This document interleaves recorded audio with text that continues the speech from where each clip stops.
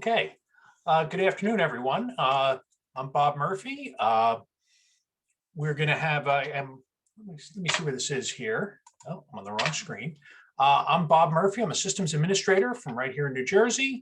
I've been a desktop Linux user for about 20 years, a little more now, actually. And just so you have your expectations right for this presentation, there will be no cat pictures, there will be no memes, because this is a text utility. And as I thought was appropriate for this presentation, this entire demonstration will be done in text. So there's going to be a lot of text here, but I'm thinking this will be useful enough to make this enjoyable for you. So GNU Screen is what's called a terminal multiplexer. What that basically does is it works kind of like a window manager for a single either SSH or console session. It's surprisingly useful. It sounds horrible, but it's surprisingly useful. It makes working either in an SSH session or on a console much easier, much more manageable, and has a lot of benefits to it.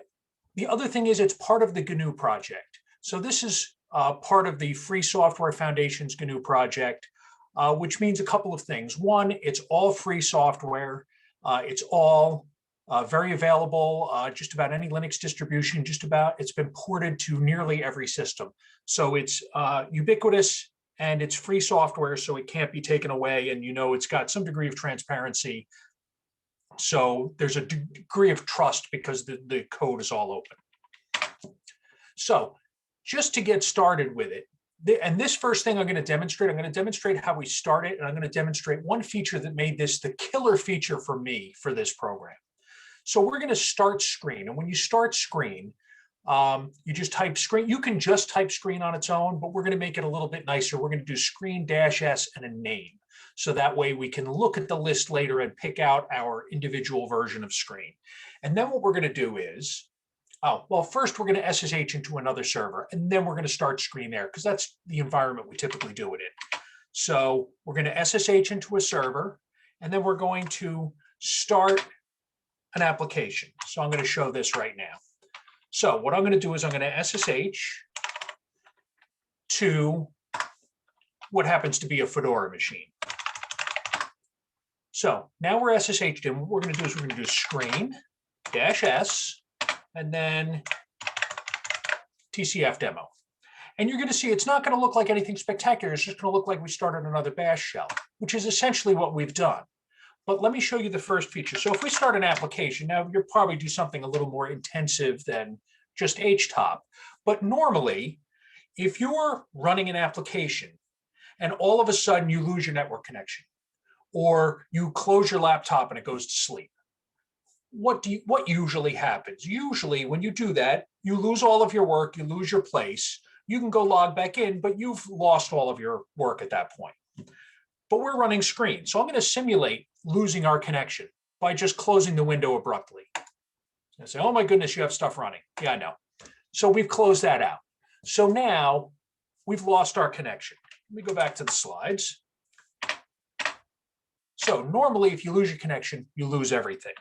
But we've run screen. So what we're going to do is we're going to reattach to that screen session. The way this actually works is now that screen session is still running in the background of our SSH session. Even though SSH has been terminated, screen hasn't been terminated. Screen is still running. So what we're going to do is we're going to reattach with screen-r. Let's go back. We're going to SSH back in. I'm going to make this bigger so it's easier to see. If I go too big, some of the other stuff doesn't work right. So normally this is what you'd get. It's like, okay, great. I've SSH'd back in, but my work is gone. Everything is done. But what we're going to do is we're going to do screen-r, which is reattach. And you'll see HTOP is still running just like nothing ever happened. So if we had kicked off a big backup job, a big database issue, all of that would still be running in the background. So for me, this was the big feature that made the whole program worthwhile. And then as time went on, I found all these other features that were great in it. But this was the one that did it for me.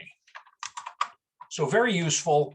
We can reattach our session, picks right up where you left off. Super handy. I don't know if anybody else SSHs into servers on a regular basis, but this makes it much, much more convenient in that regard. So how do we install Screen? Now, I primarily have Linux distributions on here. So I'm going to go through those, and then I'll talk a little bit about the Windows and the Mac stuff. So on Red Hat or older Fedora systems, you do yum install Screen. On newer Fedora systems, you do DNF install Screen.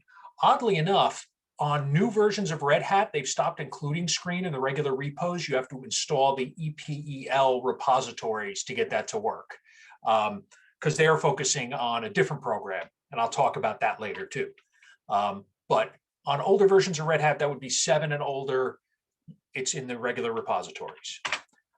In Debian, Ubuntu, or Mint, so any of the Debian-based distributions, you do sudo apt-get, or just apt these days, install Screen, and it's in the regular package repositories. In FreeBSD, and presumably the install is similar on other BSDs. I didn't install it on all of them. I just did FreeBSD. If you do cd user ports sysutil Screen, and then you do make install clean, it installs, it asks you a few prompts, and then it installs Screen for you.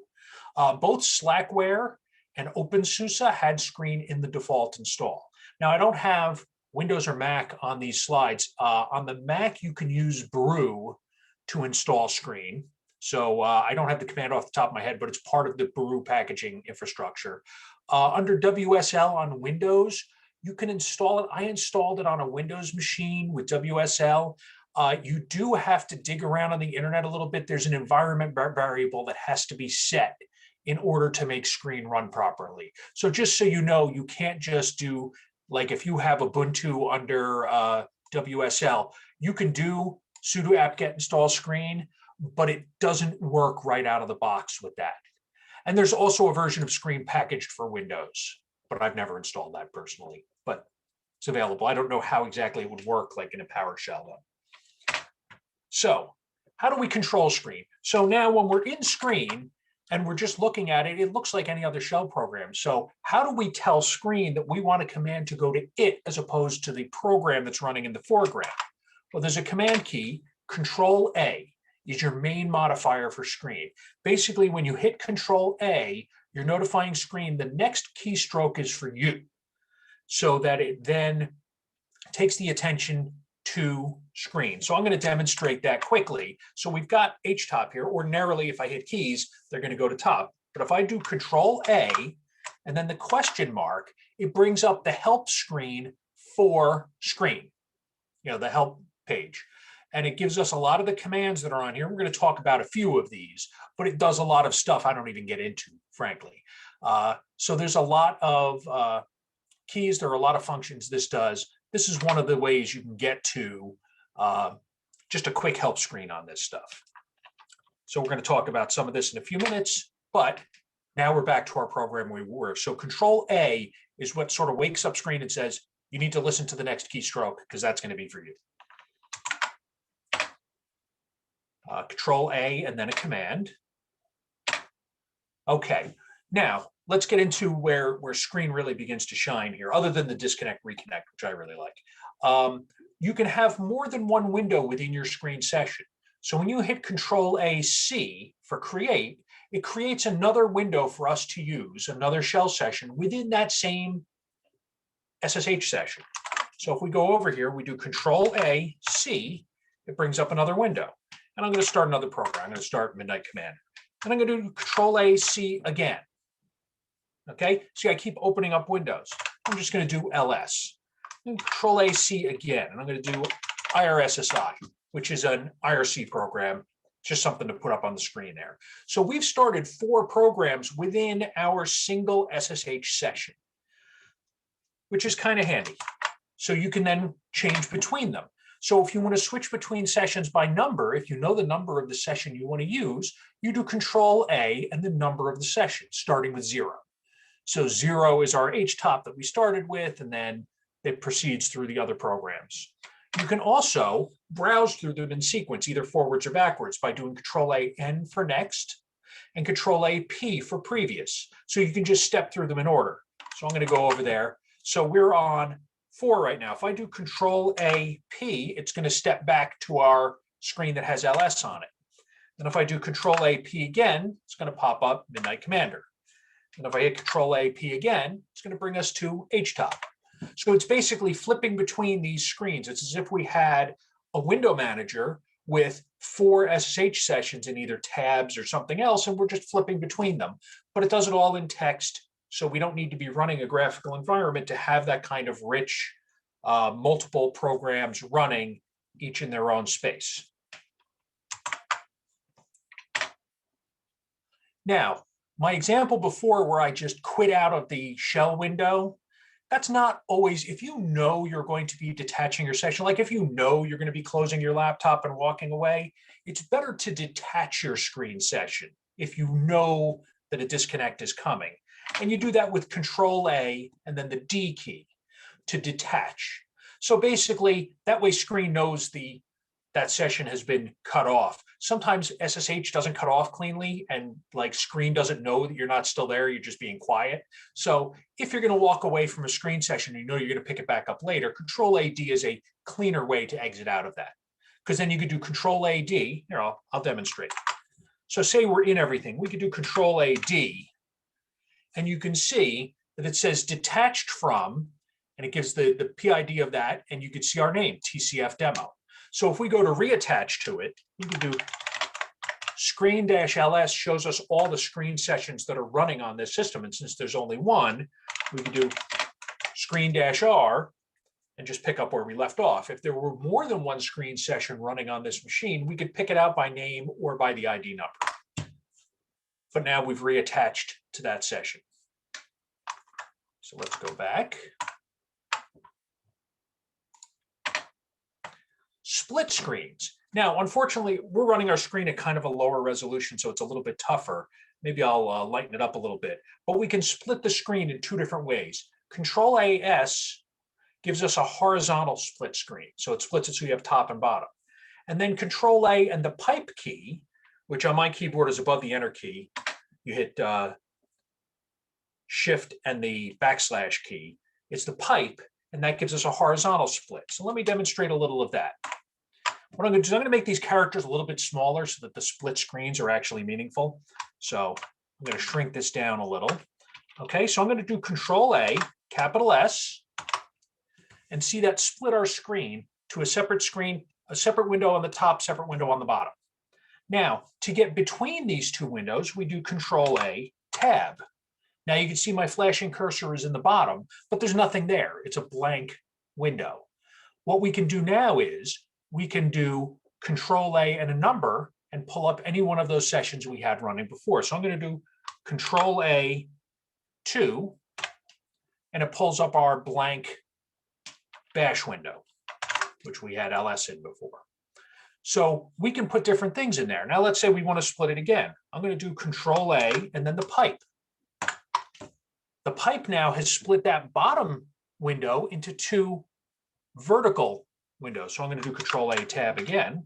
I'm going to do Control A 1 and bring up our Midnight Commander window, which is too small. This window is really too small to use that meaningfully, but you can see we have 3 distinct programs split up in our one session. So if you're trying to edit a file and you need to look at something else in another file, this could be really handy.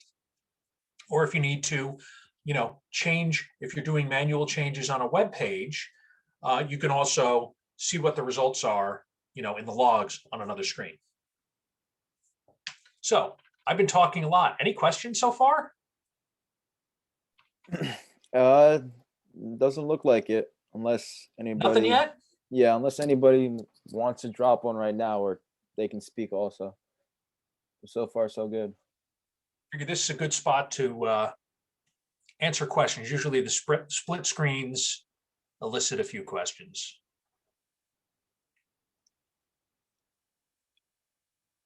Nothing yet? In a new window, can you then start a new shell? Sure. So if we were to, I'm going to do Control A, capital X. I'm going to get rid of one. Then I'm going to do Control A, pipe again, which should bring up a blank window. I'm sorry, what was the question again? In a new window, can you then start a new shell? Yes, absolutely. I just forgot what the question was. So if I do Okay. Control A, remember to create a new session, it's Control A C. When I'm in a blank window like that and I just want something new, Control A C brings us a new prompt. So there's our new shell right there. That's a good question. Sounds good. And when I say a good question, it means it's one I had the answer to. So, which is not always the case. So I'm going to close a few of these. I'm not going to close them all though, because I have more commands regarding this. So we did our split screen. We did our horizontal split screen. I need to click in the window. Switch between screens, Control A tab. I already discussed that.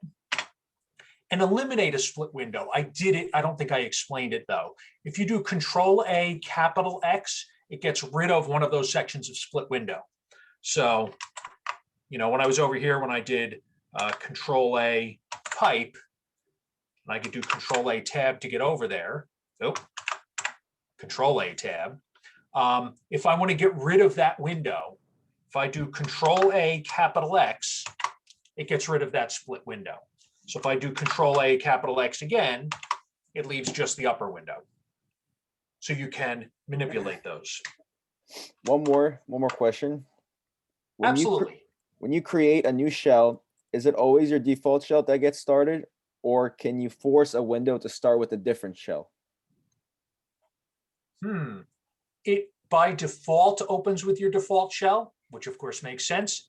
I believe you can. I don't know how though. So I think the answer is yes, you can open it with a different shell, but unfortunately, I don't know how to do that off the top of my head. If I have time afterwards, maybe I'll look at that, like in the end when we have questions, maybe I'll take another look at it. But I'm going to say I think so, but I'm not 100% sure. I don't know how to do it off the top of my head. Gotcha. Fair enough? Just type CS8 and you will be switched to C shell. Well, yes, once you're in the shell, you Yeah. can switch to another shell. I'm thinking of opening it up natively without it being within a bash shell, which is my default on this. And like I say, I think there might be a way to do that, but I can't recall what it is. I'll look into that later, though. I think you do it with a screen command, but I don't remember it either.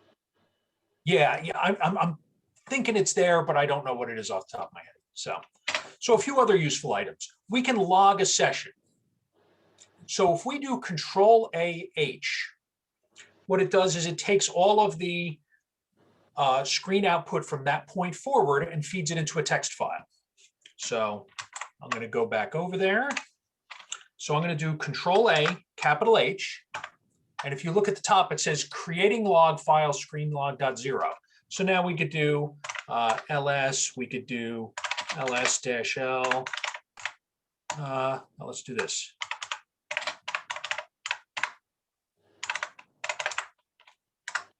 So we'll do a few things there. And I'm going to hit Control A, capital H again. And it says screen file log file screen log.0 closed. So now what I'm going to do is I'm going to do less screen log.0. And we're going to see it's going to show there's a few control characters in there because of the bash shell. But you can see it shows our ls command executed. And then it shows our cat CPU proc info, and it's got all the output of that, output to a text file. So if you know you're going to be running a few things that are, I forgot there's only 4 CPUs on this. If you're going to be running a few commands and you want to save all the output of all of those commands, instead of piping them all subsequently into a single file, you can have one file created with this, and it makes life a little bit simpler. Now, if you have stuff on your screen, say you just did this and you say, oh, I'd really like a screen capture of this, and it's inconvenient to do it from your host or you're sitting at a console or something like that, where you can't just grab it so easily, there's another command, Control A lowercase h, takes a screenshot of exactly what's on the screen right now and just encapsulates that to a file. So let's clear. Let's do a say we want all of that. If I do Control A lowercase h, it's going to say creating screen capture. Screen image written to hard copy.0. Sorry, I didn't know it quoted exactly. So now, if we were to clear this and we were to do more hard copy.0, Now we have a text file with exactly what was on the screen at the time we hit that key.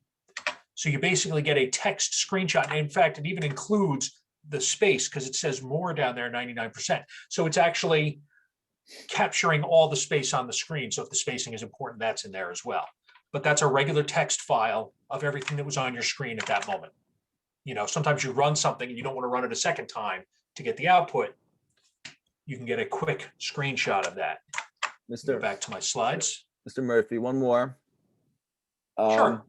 Does your Emacs oriented Screen RC use Emacs style bindings to split windows? It does not by default, and many Emacs users do not like the fact that it uses Control A as its command sequence. You can very easily change your Screen RC to remap that key to whatever is convenient for you. And I'm going to get to that towards the end. I talk about Screen RC a little bit later. But as far as I know, I mean, he would know better than I just explained all of the screen keys. I'm not an Emacs user. And I'm sorry, please don't quit my presentation because I don't use Emacs. I generally use VI or something graphical. But I don't use Emacs regularly, so I don't know how they do their split screens. If it's Control A, capital S, and Control A pipe, then maybe it does use the same keys. Maybe we could discuss that after we get past the Screen RC stuff. We can look back and take a look at that as well. Sounds good. That question was for Neil Cherry. So. Okay, Yeah. Neil, remind me later when I get to the Okay. end and I have questions. That'll be an Are you excellent thing, there? and we can. Can you hear What's me? that? I can.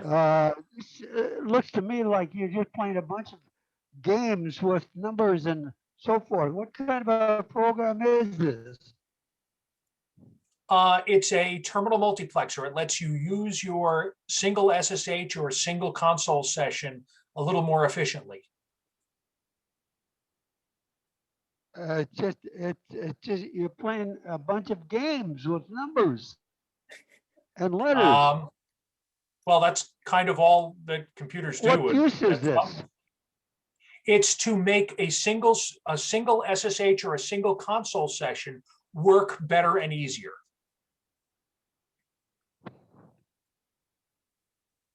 I signed on this onto this to maybe get some use out of it, but there's no use for so far. You know, there's a ton. Are you logging into console sessions or SSH sessions into other computers on a regular basis? I don't know what I'm logging into. I logged into what the email. Well, this is more a tool if you're logging in remotely into Hello. a Linux or a Mac OS X machine, or using WSL in Windows, where you're in a terminal a lot of the time, and this makes your terminal sessions more productive and easier. If you're not doing those things, this is going to be a little less useful for you. Oh yeah. There's nothing that you've put out here now that's any useful to me. It's just a bunch of gibberish. I apologize for that. It is a program that has a very specific function, so it may not apply to everybody that that's using a computer. If you're logging into a Windows machine and you're primarily using GUI applications, this particular program may not be as useful for you. When I log into Windows, I go to my email or go to a browser and I look for things and so forth. But this is a bunch of gibberish. All right. Well, if you don't use a terminal on a regular basis, this may not be a useful thing for you. I apologize for that, but that's not every tool does everything for everybody, I guess. Yeah. Okay. Well, I'm going to sign off then. Okay. Okay. Goodbye. Okay. All right. I'm going to continue. Sounds good. So if you want to lock your screen session, now this is one of the reasons that this program was installed on some more computers initially. It basically lets you lock a session. Now for SSH, if we do Control A, lowercase x, it locks our session. Now for SSH, this is a little less useful. So nobody can just walk by and hijack your session unless you leave your computer unlocked, which, you might lock your computer.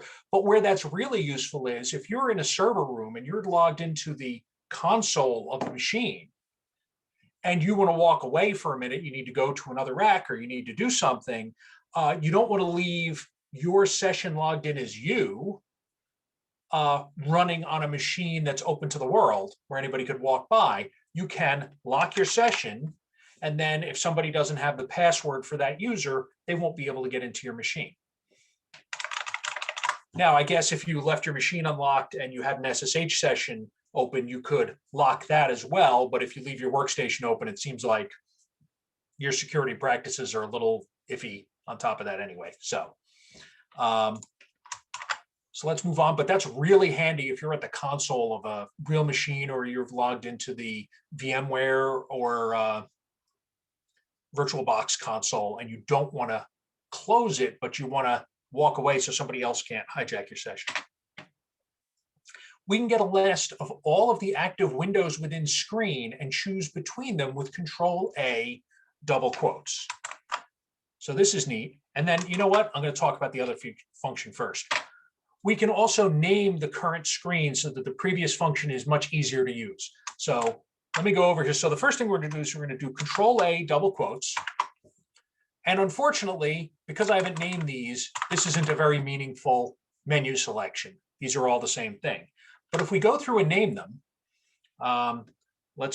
so we do Control-A, capital A, and we'll call this one shell. Let's go to the next one. We'll do Control-A, capital A, Midnight Commander. Do Control-A, Control-A-N. We'll just do dev. We're going to do Control-A, capital A, dev. We'll go to the next one. Control-A, capital A, IRC. Go to the next one. So if this is something you need to come back to on a repeated basis, I'll leave that one the way it is. We'll do Control-A-N. Oh, we don't have our top. Let's do Control-A previous. We'll do Control-A, capital A, H-top. So now, if you were flipping between a lot of these a whole bunch of times and you need a better reference, now when we look at that list, we've got a nice, useful selection to choose from. So we can go to IRC, or we can go to Midnight Commander through a nice semi-graphical menu there. I never do this. I always end up with just 100 shell issues.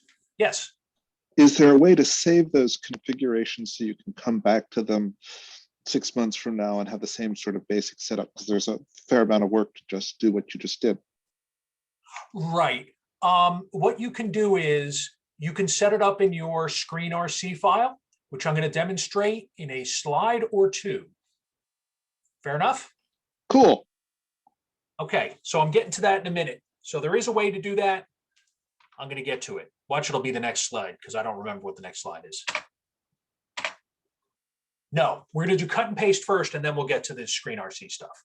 So I found this later on. I actually added this to the presentation partway through. There's a cut and paste function within Screen, which is super useful in certain circumstances where you're constrained. I've been at the console at a term, in front of a real machine or using a VMware console where cut and paste isn't so easy on it. There is a cut and paste function within Screen, which is super useful. So we start copy mode with Control-A and the left square bracket. That puts us into copy mode. Then you use the cursor keys throughout the whole scroll buffer, and you go to the beginning of what you'd like to copy, hit space, use the cursor keys to go to the end, hit space again. Now everything in that block is now in your buffer. Now you can go navigate away from that, edit a file, do whatever you need to do. And then when you do Control-A right square bracket, it then pastes everything into the buffer into where you currently are, which is super useful. Let me go back here. So let's say we do get something like one of those big long UUIDs, and we need to put that in somewhere. You could use, you could be having to, we had one point where our boot partition was assigned by name, and we needed to change them to the UUID. Now, of course, who wants to write down or somehow get that UUID copied out? What we want to do is, so I'm going to do Control A, left square bracket. That puts us in copy mode. What I'm going to do is I'll go up here. I'll hit space, cursor over. So we get that whole UUID string. And I'm going to hit space again. So now I'm going to do, now if I go to edit this file, say I need to add this in. Oh, look, I already have a bad one in here. I am going to make it a comment as well. So say I want to do this. Now if I hit Control A, right square bracket, it puts that UUID in there. I didn't realize I used the same one. So we'll do alternate boot. So now I was able to copy and paste that without having the mouse, without having a graphical environment on top of it. Makes it much easier to go in, and I am going to save that. So now we've managed to add that in without, now it just happened that it was on the same page. It would be easy to just cut and paste it. But if that was something that you need to get with this program and then get that into your other file, this makes it a heck of a lot easier. So that's a pretty handy feature. Oh, complex IDs when you're in the middle and you don't have easy mouse-based cut and paste. Okay, now to answer the other question from before. So you can also set up what's called a Screen RC file, which gives parameters to Screen when it starts up as to how it's going to work. Now, I copied this off the internet. So this string here, I know this adds in a bunch of information on the bottom, like time and date and what applications are running. I cannot translate exactly where all that came from, though. So that was sort of stolen off the internet. Everything else I set up where you could set your first session to bash, your second session to, and we give it a name. The name is files, and it's Midnight Commander. And we have another one where we call it perf, and it's got top running. So then the hard status always comes on the bottom line, and that's this mess of gobbledygook here.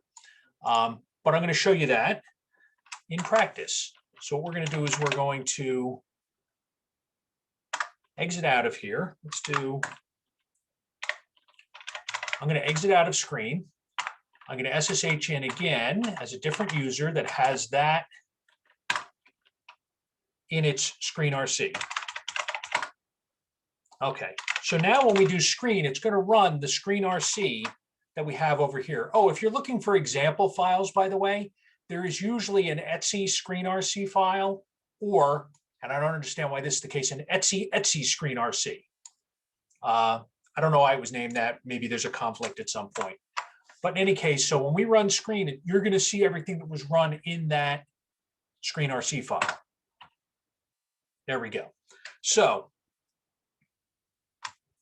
as we go along, you can see we have 4 Screen sessions open. We have a shell, we have files, we have performance, and we have IRC. So our IRC session is here. I'm going to do Control A, P, and you can see the parentheses move back to the perf line. So it shows us which one we're in currently. Control A, P again brings us to a shell with Midnight Commander. And if I do previous again, it brings us to a regular shell. So this gives us, and you can see down here, we have the host name, which is convenient when you're working on a lot of machines, and it's got the time and the date down here. And that was all part of that Screen RC file.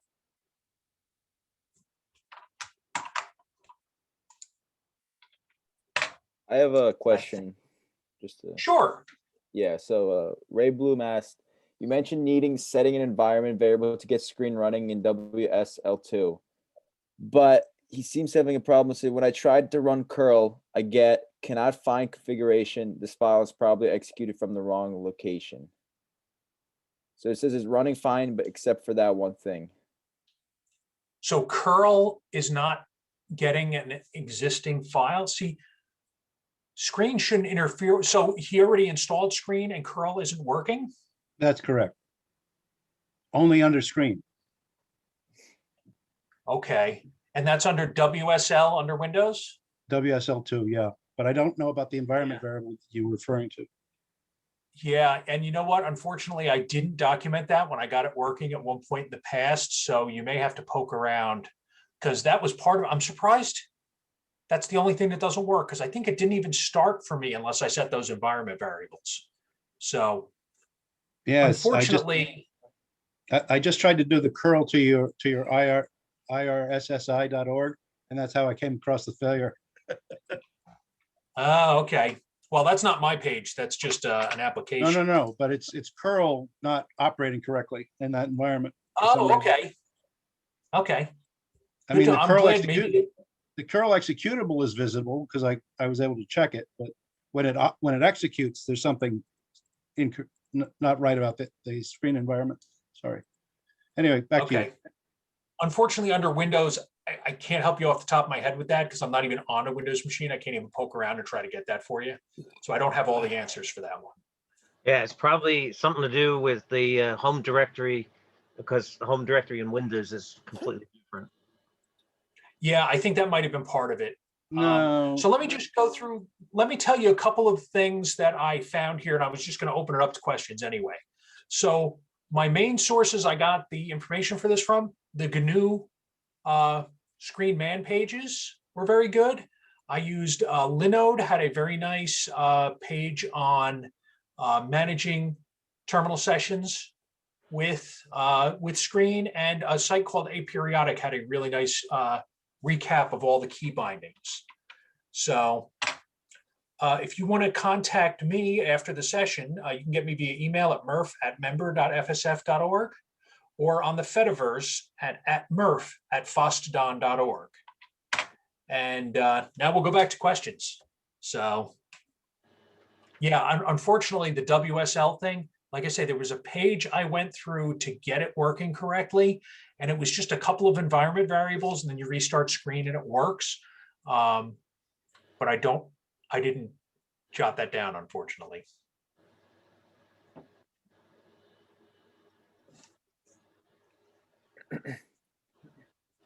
Any other questions?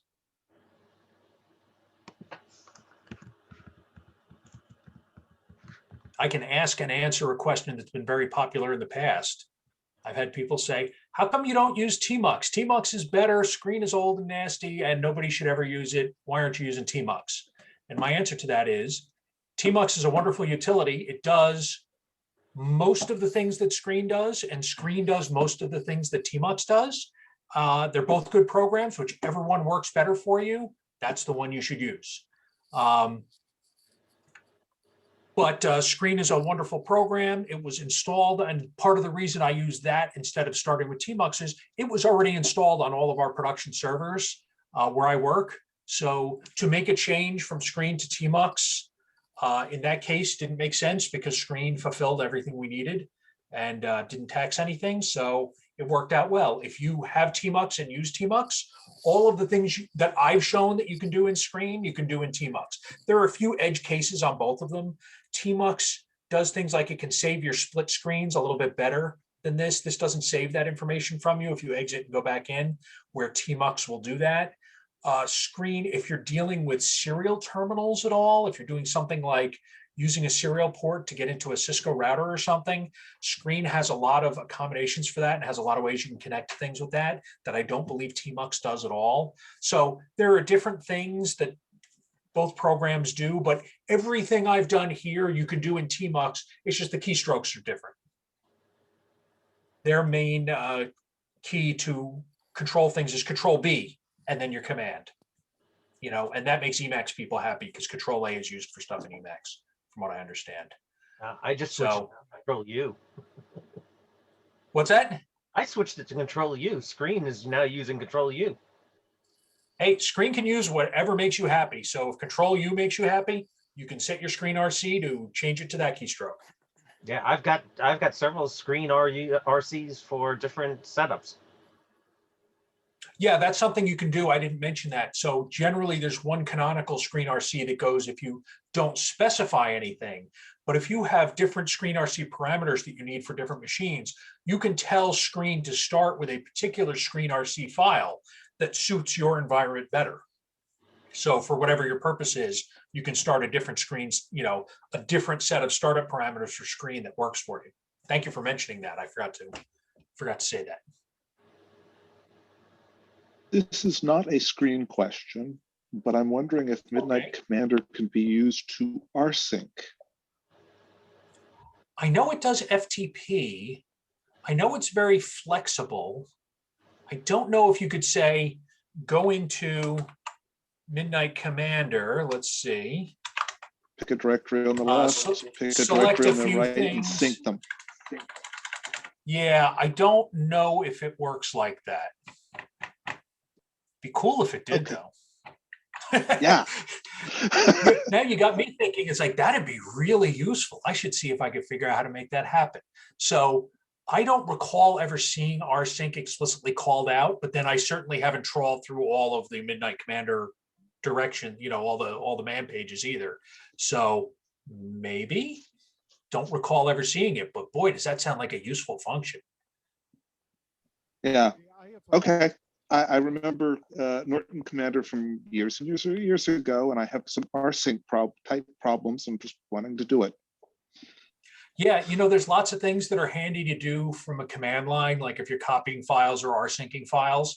But if you're going through a directory of MP3s and you say, select everything from my road trip, that's really hard to regex, where you could sort of go down a list of things and select them as you go, and you know what you like. Oh, yeah. So, there are, I don't do a lot of stuff in Midnight Commander, but I really like having it there for those situations where I just want to look at a list of stuff and pick a few things out.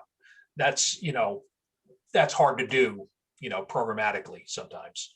And when I first started with Linux back in the mid 90s, I was using Slackware, and at the time I was doing a lot of stuff with DOS in my day job. And when I found Midnight Commander, having used Norton Commander back in DOS, I said, boy, is this a useful utility. This was one of my go-to utilities for many, many years.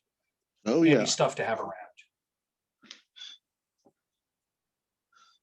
Other questions? Thank you. Oh, sure thing. Anybody with other questions? I'm happy to entertain anything you got. Can you look at this chat question? Neil's posted it, but I don't want to sure. butcher it. I don't want to butcher it. That's all. Yeah, let me stop sharing and then and come back. Wow, there's a lot of messages in the chat. Yeah. It's the one by Neil. It says, "Is there a way to get the name set?" And I just want to correspond with what's shown in Screen LS. Oh, you're looking at two different things. Screen LS is all of the different screen sessions that are running. You can start more than one screen session on the same machine. When you look at Control A apostrophe, double apostrophe, you are looking at the windows within one single screen session.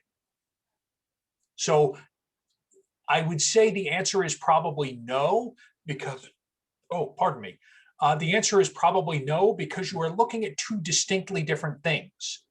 Let me see if I can share my screen again and demonstrate. Oh, again, I've got the chat in the middle here. Okay, so if I do Control A apostrophe, I am looking at the individual windows within that single screen session. But if I do Control A D, so I'm going to detach, and I'm going to do Screen -S, second screen. What we've done is, look at that, this one's running this as well. So what we've got is now we've got two separate screen sessions. Each of them have a set of windows attached to them. When we do, and I'm going to detach from this one now, so now we've got two separate screen sessions. When I do LS, no, not LS, Screen -LS, we are looking at the two individual screen sessions. We're not looking at individual windows. Let me unshare again. So I don't know, did that answer your question, Neil? Yeah, I was looking at one of your chat questions. I think he posted the same one, but Oh, okay. yeah. I just wanted to make sure and let you finish. Yeah. Neil, was that the question you wanted me to answer? The one about screen LS up there? If I screen LS and then screen -R, can I get back to a specific window? I'm thinking no. I don't know if there's a way to get to a certain window within that. Again, that's another one of those ones, if I dug far enough into the documentation, maybe, but I don't recall ever seeing it. So I'm thinking that's less likely. So sorry to disappoint on that. You're asking good questions. Well, I like questions I know the answers to better, but they're good questions nonetheless.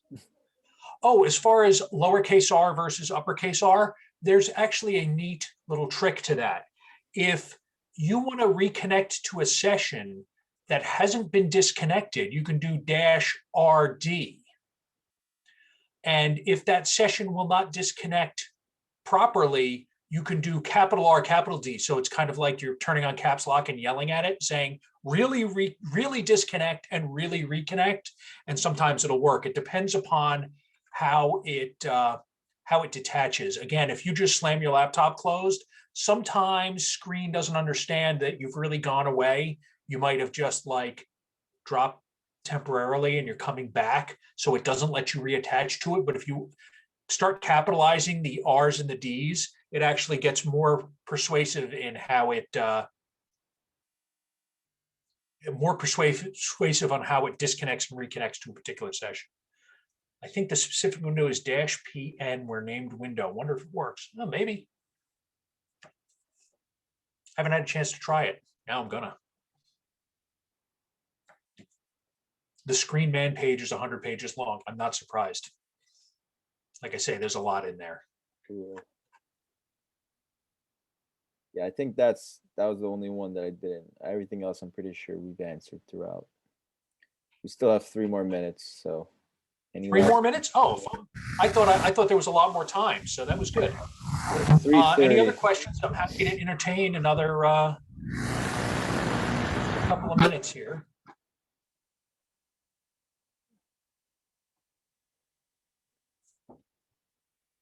Okay, if there's no other questions, Yuri, thank you for running the room and keeping things in order here and asking questions while